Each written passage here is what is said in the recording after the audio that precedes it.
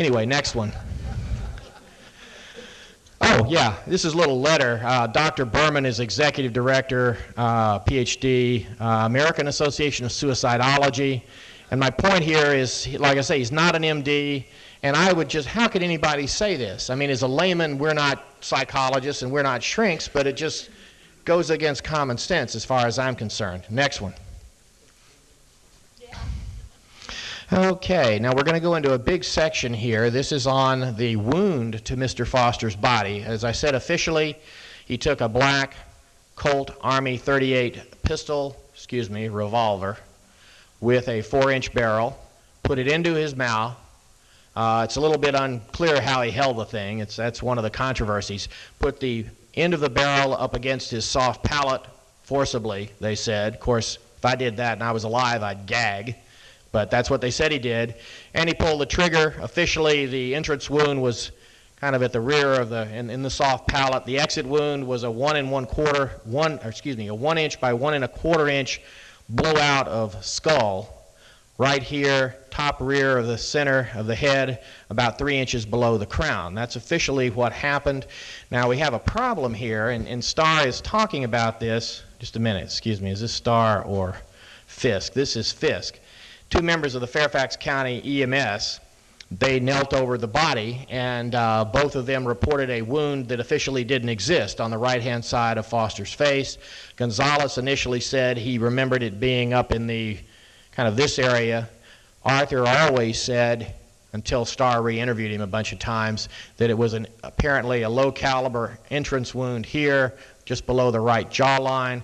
Gonzalez later came around apparently before the grand jury and also agreed with Arthur. Now, that's a problem for Mr. Fisk. It says here, Arthur believed he saw a bullet wound in the right-hand side of Foster's neck. We take care of that pretty well. These wounds did not exist. All of the work that we papered up afterwards show it didn't exist. And what you're talking about is an experienced EMS technician kneeling over the man's head from a distance of 2 feet, he said under oath, and he saw what he described as an entrance wound in the neck. And Fisk said, well, you just didn't see what you saw. Next one.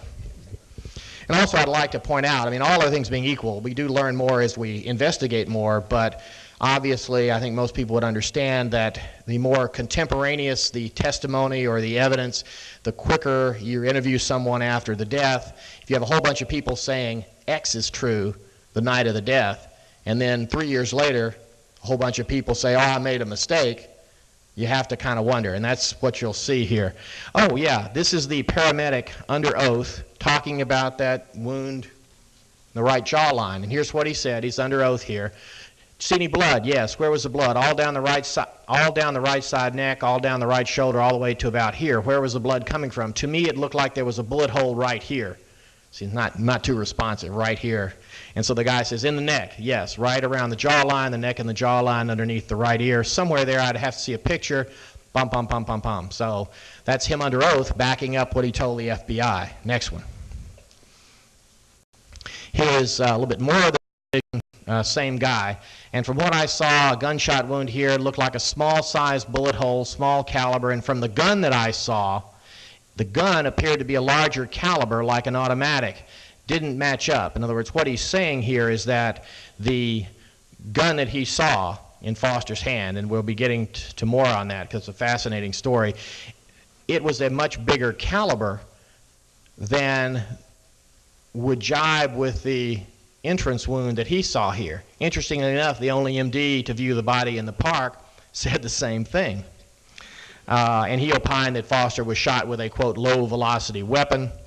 The official death gun, as I said, is an Army Colt 38 Special. On the head stamp of the ammunition is HV for high velocity. So we have a little problem there. Arthur goes on, the paramedic. I heard a 38 caliber revolver was reported, and to me a 38 would have an exit wound. Well, officially it did, remember. Arthur says, I've seen 38 gunshot wounds before the head and they had exit wounds. I don't know, maybe just something weird, a coincidence or something. This one didn't, but from what I saw in the past, 38s usually have an exit wound. Why the heck is he saying this? He's saying this because he never saw an exit wound. He talked to some of his other paramedic buddies, and the official exit wound back here, they say they never saw. And they were the guys that knelt over the body and bagged the body at the park. Next one. And these guys are civil servants. I mean, why the heck would they lie at this point? Interestingly enough, the park police, there were 6 paramedics in the first wave at the park that night, experienced medical people, and although not MDs. They knelt over the body. They were in very close proximity to the body. Be interesting to know what the park police interviews of these individuals indicate. As a layman, I think that would be a pretty good source of information. There's one problem with this. The park police did not interview a single one of them for reasons that I'll let you guess. Okay, here's some more. With respect to the bullet wound you think you saw at the scene, could you describe in detail exactly what you thought you saw?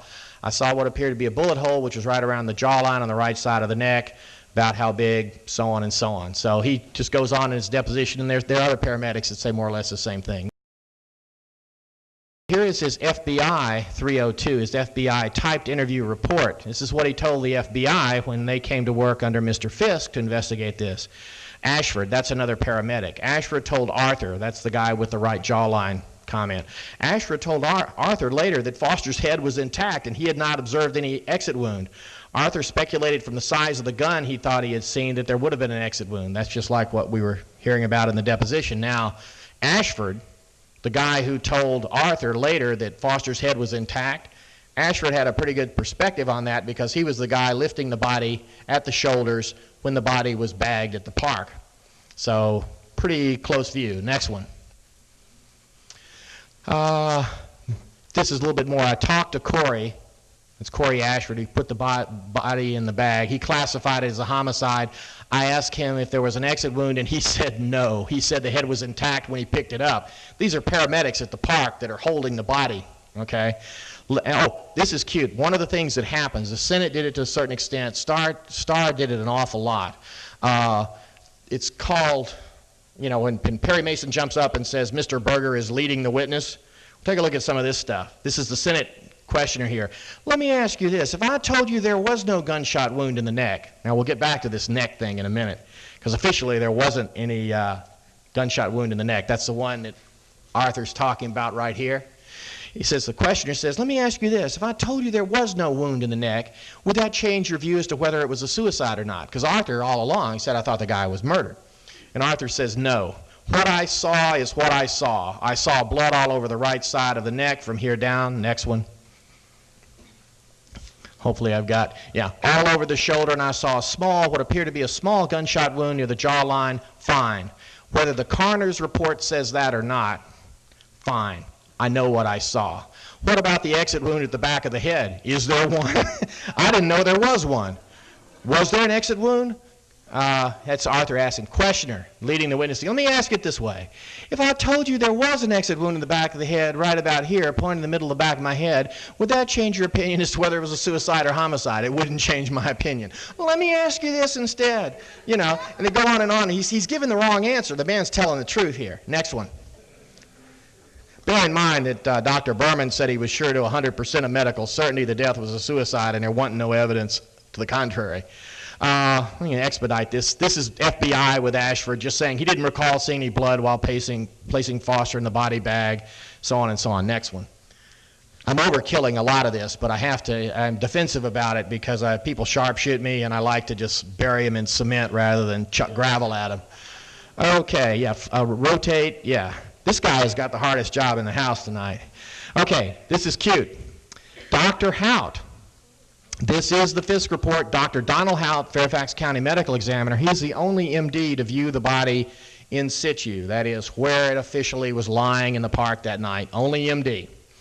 Mr. Fisk is pretty unambiguous. He says, Hout observed a large exit wound in the back of the skull. That is the official large exit wound. Let's see the next one. We're going to see what Dr. Hout had to say, and you see if Mr. Fisk is representing him correctly. Going on here, this is another link to Hout. This is the Klinger summary report that I showed you earlier. It says, the medical examiner's certificate, better known as a death certificate, is signed by Dr. Hout. And that's the way it should be, because he pronounced the body at the park, and lists the cause of death as self-inflicted gunshot wound, mouth to head. Remember that phrase, and you can see Mr. Klinger has it in quotation marks. He is quoting Dr. Hout. he quotes, self-inflicted gunshot wound, mouth to head. In the mouth, out the back of the head. That's the official line. Now you're going to see some good stuff here in a minute. Next one. This is the STAR report, and we're just going to talk about this one down here. Dr. Hout completed a what? Report of investigation by medical examiner. Bum, bum, bum, bum, bum. The report states the cause of death was perforating gunshot wound, mouth, head. That means a through and through, in the mouth, out the back of the head. That's the official line. That's what the autopsy says. It states the manner of death was suicide. Dr. Hout signed the death certificate. It states the cause of death was perforating. You've heard that. And the manner of death was suicide by, quote, self-inflicted gunshot wound, mouth to head. Starr is quoting Hout, just like Klinger's report quotes Hout. Now let's keep going. Okay. Dr. Beyer said there were no wounds on the neck or anywhere else other than the mouth and the back of the head. And all these people who hung around the autopsy from about 12 feet away all say, gee, we didn't see anything. Let's go to the next one. I'm going to get to the punchline here in a minute. Oh, yeah. We had this autopsy, right? Starr's report quotes this sentence. Let's see. After briefing, this is a report done by the lead park police officer of 4 park police personnel who attended the autopsy. Starr quotes this: after briefing him, the autopsy doctor, with the available information surrounding the crime scene and the victim, he started the autopsy on the victim. That standing alone makes you think, oh, well, the 4 park police guys were there from the beginning of the autopsy. Starr quoted that sentence accurately. It's accurate, but it's utterly misleading. Bear in mind here that officially, as I said before, we're talking about a gunshot wound where the barrel's put in right above your tongue and you shoot into your soft palate. Look what the next sentence of the park police report says. Prior to our arrival, the victim's tongue had been removed, as well as parts of the soft tissue from the palate. The doctor was doing a little chopping before the cops showed up, and I ask you why. And this is right in the area where the old gunshot-aroo was, wasn't it? Also, you see these little brackets around here? This is an unredacted copy. The original copy of this put out blacked out those things so you couldn't see what they were talking about. Again, I ask you why. Next one. We haven't gotten to the best part of this yet.